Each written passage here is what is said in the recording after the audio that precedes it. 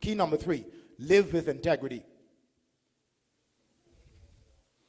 We're talking about keys for favor. Live with integrity. Okay, integrity is the ability to be consistent and unbending in your character and your conviction, regardless of the situation, while producing a result. Let me say it again.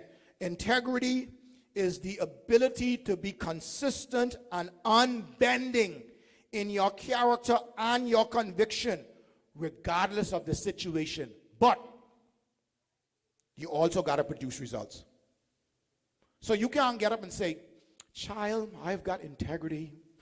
I have not taken that woman's husband or that man's wife because I am a man or a woman of integrity and I walk uprightly.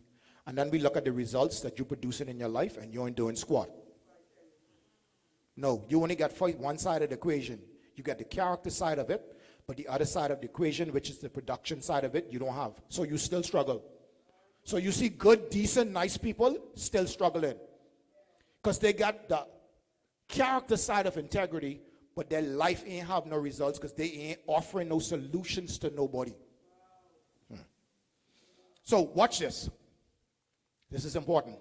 Before people begin to bless you and sow into your life, they will prove you first. Don't let nobody fool you. Before people will sow into your life, before they will bless you, they will prove you first. What does that mean? They will look, Lanzino, for testimonies of your results to see if it is true before they support you.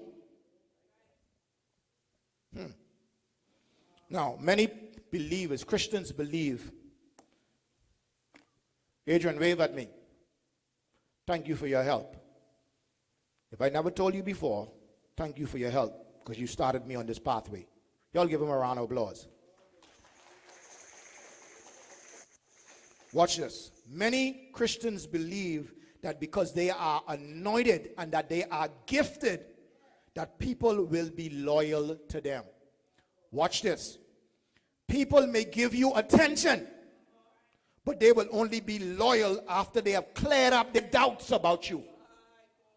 They will only be loyal after they have put aside their doubts with the fact that, can I trust you? Let me give you an example. In different aspects of the ministry here at the church, I was trusted by Bishop Bethel. But then a new sheriff came to town. So what my relationship of trust with Bishop Bethel was, does not transfer. I had to now be proven by the new sheriff. You have to understand that. I watch this even in government. Every time a new minister come in, I have to start my work all over again, proving to them how valid I am. Because trust in this respect is earned. We expect it to be transferable. So I expect that because Bishop Bethel trusts me one way, Pastor Judy should know me by now. That's not right. She's got to prove you under her administration first. Y'all can get that. All right. So because people have to clear up their doubts about you, they got to realize that you are the real thing. Okay? Matthew 25, Jesus said, you could only become ruler of much when you've learned to handle little.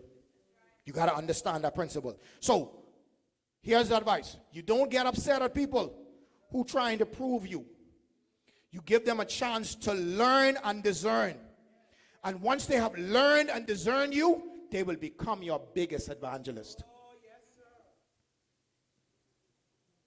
So if someone says, I could let you do that, but maybe next time. What they're saying is, I have not yet proven you. I don't trust that you could handle this. So now you don't get mad and run around the place and say, oh, child, I'm damn one, let me do this, and child, damn one, give me this to do. What happens is then they come to you and they give you something small. and you say, you know how big I am, and how anointed I am, and how blessed I am. I'm bigger than doing them little small tiny things. Stop being on the slow bus. I trying to prove you first. I won't give you the big thing to do, but I know if I could trust you to handle the big thing to do, because just as simple as asking you to make a couple phone calls to members, you even ain't prepared to do that. So you really think I can give you the pulpit to preach on?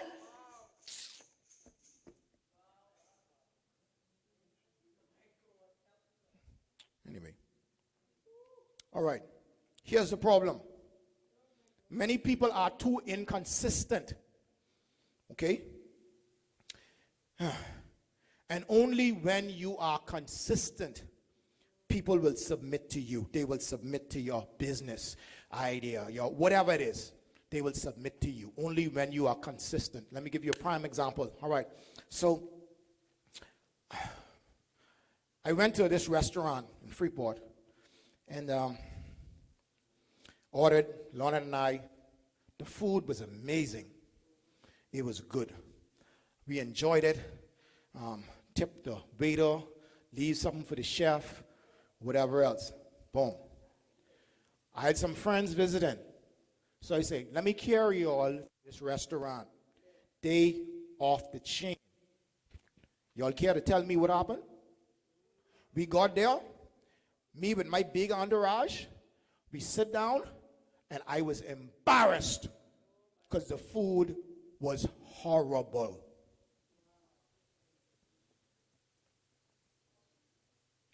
It took me well over a year to go back and give them my business. Lanzina is here. She could tell you there's a restaurant in Grand Bahama that because they intentionally, in my mind, screwed up my order, and I had to go to them 3 times for the same order because they keep messing it up. I have not patronized that business in 6 years. You don't deserve my money if your service is not excellent. Now, here's the sad part about that reality. I took my friends with me. So what I learned to that business was my credibility. I trusted that restaurant with my credibility and my recommendation to my friends, my visiting friends, to say, this food good. I vouched for them. That's how we got there. And they destroyed my trust because they were inconsistent.